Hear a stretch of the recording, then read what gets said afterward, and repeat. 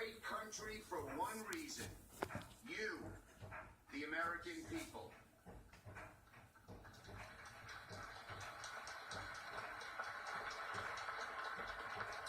We Americans have always been a forward-looking, problem-solving, optimistic, patriotic, and decent people.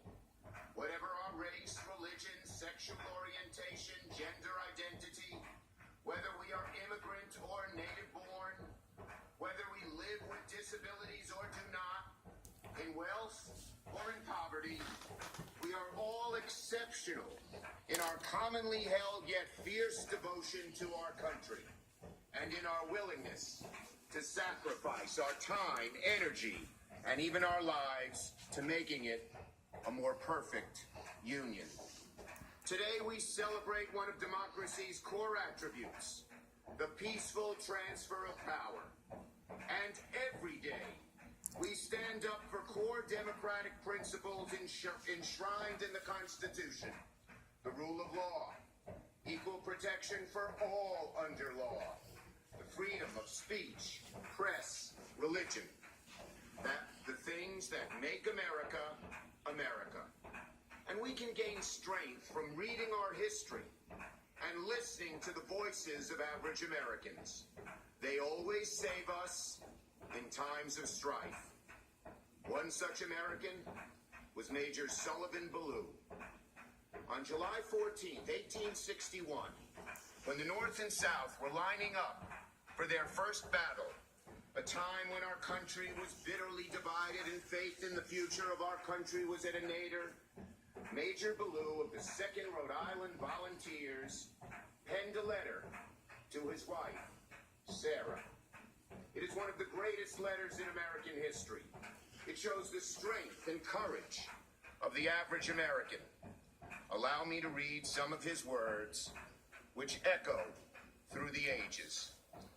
My very dear Sarah, he wrote, the indications are very strong that we shall move in a few days, perhaps tomorrow.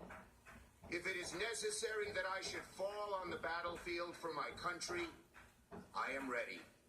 I have no misgivings about or lack of confidence in the cause in which I am engaged, and my courage does not halt or falter. I know how strongly American civilization now leans upon the triumph of the government, and how great a debt we owe to those who went before us through the blood and suffering of the Revolution. And I am willing, perfectly willing, to lay down all my joys in this life to help maintain this government and to pay that debt. Sarah, my love for you is deathless.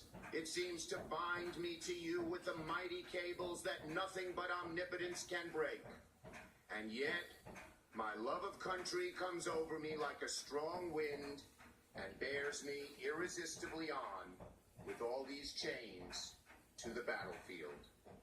Sullivan Ballou gave his life on the battlefield a week later at the first battle of Bull Run.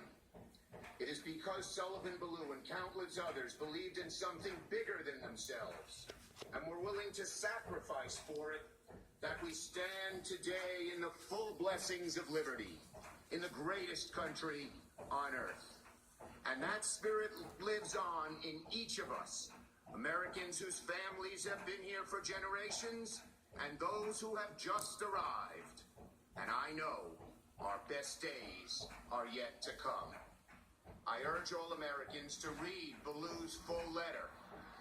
His words give me solace, strength. I hope they will give you the same.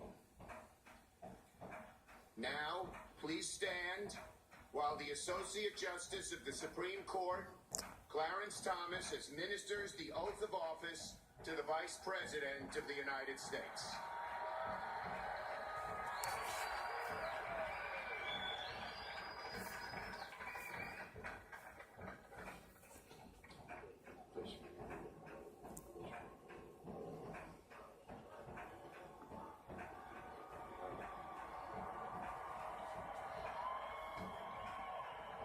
Vice President-elect, would you raise your right hand and repeat after me? I, Michael Richard Pence, do solemnly swear I, Michael Richard Pence, do solemnly swear that I will support and defend the Constitution of the United States that I will support and defend the Constitution of the United States against all enemies, foreign and domestic, against all enemies, foreign and domestic, that I will bear true faith and allegiance to the same, that I will bear true faith and allegiance to the same, that I take this obligation freely that I take this obligation freely without any mental reservation or purpose of evasion, without any mental reservation or purpose of evasion, and that I will well and faithfully discharge and that I will well and faithfully discharge the duties of the office on which I'm about to enter. the duties of the office on which I am about to enter. So help me God. So help me God. Congratulations.